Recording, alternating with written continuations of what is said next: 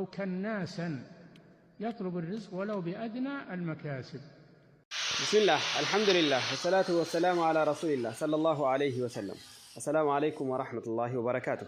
شيخ صالح الفوزان حفظه الله زغاري يتناغروا ያለው አንድ ሰው ለዒባዳ ራሱን ነፃ አውጥቶ خلاص ከዱንያ ጉዳይ በቃኝ ብሎ የሰውን እጅ የሚከጅል ለሚበላ ለተለያየ ነገራቶች ቤክራ ያለብኝ የኔት ስለማስተምር ኔት ተቆራረጠብኝ እዳ ስላለብኝ ጀዋሌን ሽጬ እና እንትን ነውና እስቲ በቃ ደርሱን ላቋርጥ ነው ክፍያ መጠየቅ ሲፈልጉ ማለት ነው። አላ ኩሊ ሐሊን የመሳሰለው ወዘተ ኪታብ ግዢልኝ የተለያየ ነገራቶችን አረብ ሀገር ላይ ያሉ እህቶች ላይ እንደለጠላሉ አንዳንድ ሰዎች አረብ በርካታ ሰዎች አሉ። ያኒ አሽባህ الرجال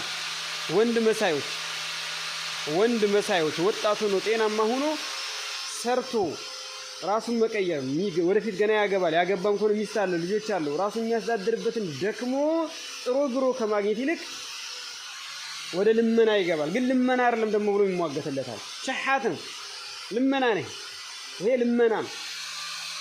እንደዛ አድርግልኝ እንደዛ የመሳሰለ ነገራቶችን በመስጊድ ስም የሚበሉ አሉ።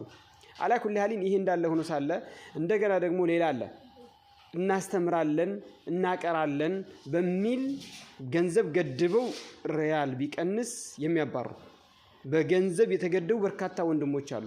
እንደ ያኒ አላህ Subhanahu Wa Ta'ala ወማ ኡሚሩ ኢላ ሊያዕቡዱላህ ሙኽሊሲነ ለሁ ዲን ይሄንን ዲን ማስተማር ነብያችን ሰለላሁ ዐለይሂ ወሰለም አስከፍለው አይደለም ያስተማሩት። ሱሐቦች እና አቡበከር እና ዑመር ተምረው ከነብያችን ተምረው እየሰሩ እየነገዱ እያረሱ የተለያየ ስራዎች እየሰሩ እንደውም እስላምን አገዙ። እስልምና የበላይ እንዲሆን በገንዘባቸው ረዱ እንጂ በእስላም ገንዘብን ገቢ አላገዙም። ዛሬ ግን አክስ ሆኗል። በገንዘብ ገቢ እንፈልጋለን እንጂ በገንዘባችን እስልምናን መርዳት ወይ ደግሞ ደካማው ሙስሊም ማገዝ የሚባል ነገር የለም።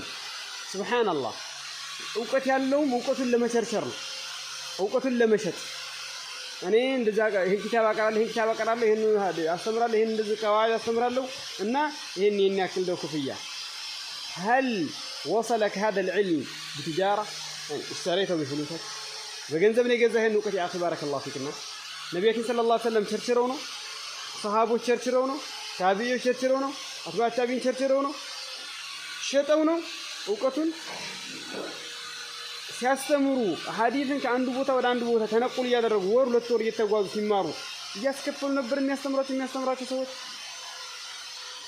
እኛ አገር ላይ ራሱ ደረስነት ሂደህ ቀሪያ ያደረክ ስትማር ያስከፈለህ ነበር ኡስታዙ ሼኹ።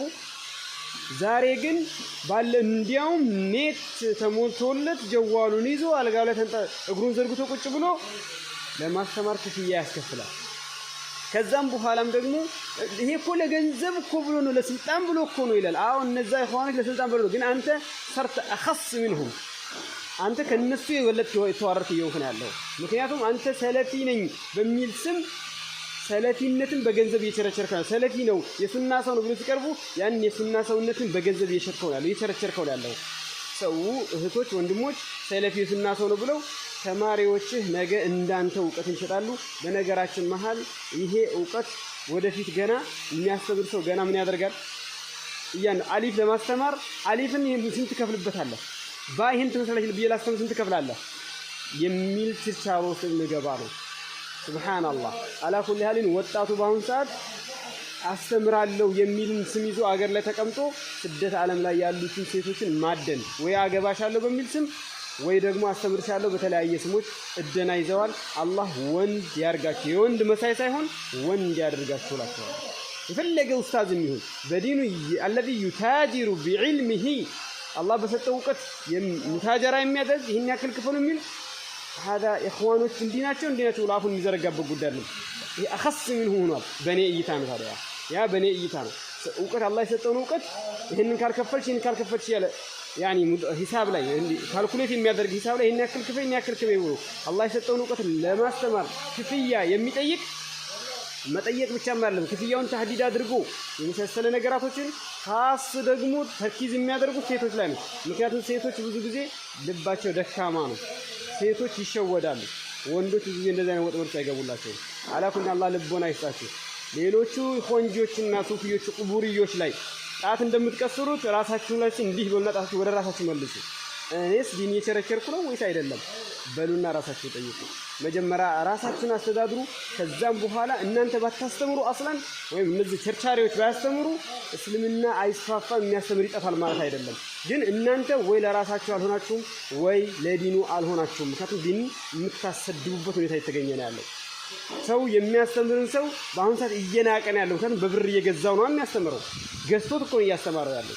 ገብቷችኋል? እየገዛው እኮ ነው የሚያስተምረው። ገዝቼ እኮ ነው የሚለው፣ ከፍዬው እኮ ነው የሚያስተምረው ነው የሚለው።